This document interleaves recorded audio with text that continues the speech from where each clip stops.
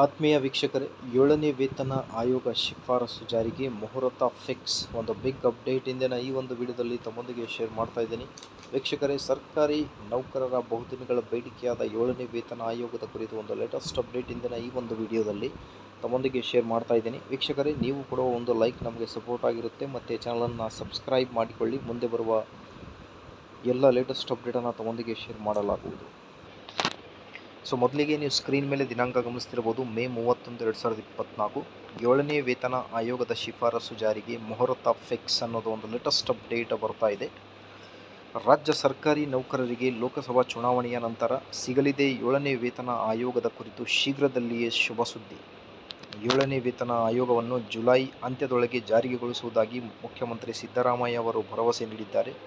ಶಿಕ್ಷಕರ ಕ್ಷೇತ್ರಕ್ಕೆ ಹಿಂದಿನಿಂದಲೂ ಕಾಂಗ್ರೆಸ್ ನ್ಯಾಯ ಒದಗಿಸುತ್ತಾ ಬಂದಿದೆ ಎಂದು ಸಚಿವ ಎನ್.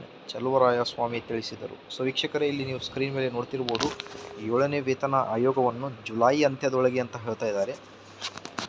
ಸೊ ಜೂನ್ನಲ್ಲಿ ನೀತಿ ಸಂಹಿತೆ ಮುಗಿದ ಮೇಲೆ ಜೂನ್ 12ರ ನಂತರ ಮೇಬಿ ಆದೇಶ ಬರಬಹುದು 7ನೇ ವೇತನ ಆಯೋಗದ ಅನ್ನೋದ್ರ ಬಗ್ಗೆ ಒಂದು ಮಾಹಿತಿ ಬರ್ತಾ ಇತ್ತು. ಬಟ್ ಈಗ ಶೀಘ್ರದಲ್ಲಿ ಶುಭ ಸುದ್ದಿ ಸಿಗಲಿದೆ. ಬಟ್ 7ನೇ ವೇತನ ಆಯೋಗ ಜುಲೈ ಅಂತ್ಯದ ಒಳಗೆ ಜಾರಿಗೆಗೊಳಿಸಬಹುದಾಗಿ ಮಾನ್ಯ ಮುಖ್ಯಮಂತ್ರಿಗಳು ಸಿದ್ದರಾಮಯ್ಯ ಅವರು ಭರವಸೆ ನೀಡಿದ್ದಾರೆ ಅನ್ನೋದ್ರ ಬಗ್ಗೆ ಸೊ ಶಾಸಕರು ಇಲ್ಲಿ ಒಂದು ಲೇಟೆಸ್ಟ್ ಅಪ್ಡೇಟನ್ನು ನೀಡ್ತಾ ಇದ್ದಾರೆ. ಇದರ ಜೊತೆಗೆ ಈ ಕುರಿತು ಮಾಧ್ಯಮಗಳ ಜೊತೆಗೆ ಮಾತನಾಡಿದಾಗ ಅವರು, ಶಿಕ್ಷಕರಿಗೆ ಶೀಘ್ರ OPS, NPS ವ್ಯವಸ್ಥೆ ಜಾರಿಗೆಗೊಳಿಸಲಾಗುವುದು. ಇವುಗಳ ಜಾರಿಗೆ ಕೆಲವು ಕಾನೂನಾತ್ಮಕ ಚರ್ಚೆಗಳಾಗಬೇಕಿದೆ. ಶೀಘ್ರದಲ್ಲಿಯೇ ಜಾರಿಗೊಳಿಸಲು ಸರ್ಕಾರ ತ್ವರಿತ ಕ್ರಮ ಕೈಗೊಳ್ಳಲಿದೆ ಅಂತ ಹೇಳ್ತಾ ಇದ್ದಾರೆ. ಸೊ ಆದಷ್ಟು ಬೇಗ 7ನೇ ವೇತನ ಆಯೋಗ ಜಾರಿಯಾಗಲಿ.